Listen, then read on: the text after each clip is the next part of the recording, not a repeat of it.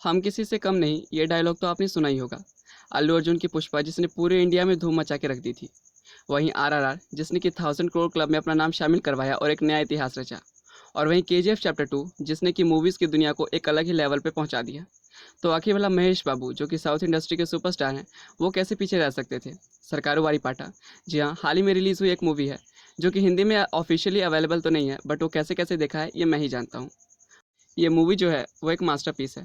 अब इस मूवी को एक पैन इंडिया फ़िल्म क्यों नहीं बनाया गया? तो जहाँ पर पूरी इंडिया पैन इंडिया की रट लगाई हुई है, तो वहीं महेश बाबू जैसे एक्टर जिनका कि ये कहना है कि उन्हें कोई सी भी बॉलीवुड मूवी करनी नहीं है। और इसलिए इस मूवी को भी पैन इंडिया फ़िल्म नहीं बनाया गया, क्योंकि महेश बाबू का साउथ इंडस्ट्री में इतना ज़्यादा क्रेज़ है कि अगर जो चाहे तो साउथ के किसी एक स्टेट से ही अपनी फ़िल्म का पूरा कलेक्शन वसूल कर सकते हैं। ऐसा फ़ैन क्रेज़ है उनका।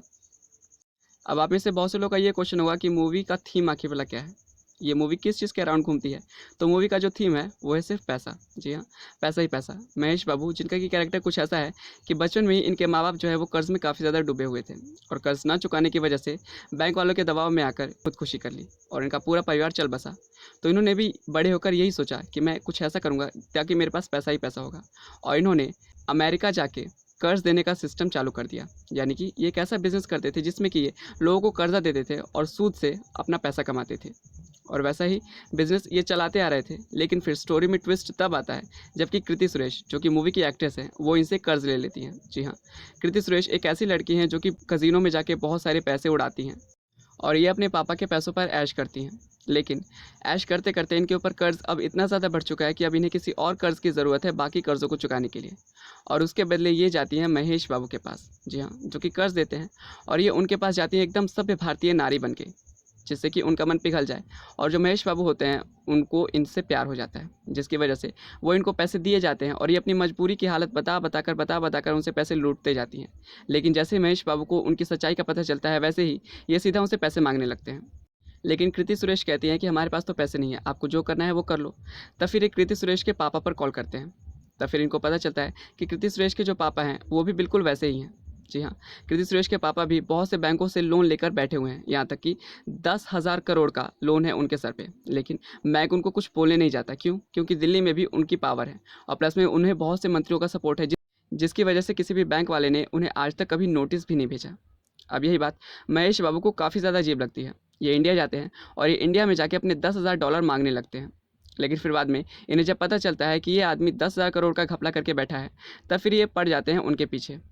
और अब जो कृति सुरेश के पापा थे यानी कि मूवी के विलन, वो भी चुप बैठने वालों में से नहीं है। वो भी अपना पूरा पावर लगा देते हैं इनको रोकने के लिए। अब इस पूरी लड़ाई में धीरे धीरे बैंक से लोन लेने का काला सच हम लोगों के सामने उजागर होने लगता है कि आखिर भला जो लोग बैंक से लोन लेते हैं वो लोग अगर जो डॉक्टर हो, इंजीनियर हो, नॉर्मल टीचर हो, तो उन लोगों को तो बैंक बहुत ज़्यादा परेशान करती है। लेकिन वहीं अगर जो कोई करोड़पति हो तो वो भले ही हज़ारों करोड़ों का भी लोन लेके क्यों ना बैठा हो, लेकिन बैंक उसको एक नोटिस तक नहीं भेजती है। लेकिन वहीं अगर जो आम आदमी जो कि लोन लेकर बैठा हुआ है उससे अगर जो 1 महीने भी लेट हो जाए तो वो बैंक वाले कैसा बर्ताव करने लगते हैं उनके साथ। यही सच धीरे धीरे हम लोग के सामने आने लगता है और ये कर्ज का पूरा काला सच हम लोग के सामने दिखाया जाता है। अब फिर इस लड़ाई में जीत किसकी होगी, महेश बाबू की या फिर विलन की? क्या मूवी का जो विलन है वो कभी अपने 10,000 करोड़ रुपए बैंक को वापस चुकाएगा, या फिर महेश बाबू सिर्फ बस अपने $10,000 लेके अमेरिका वापस चले जाएंगे?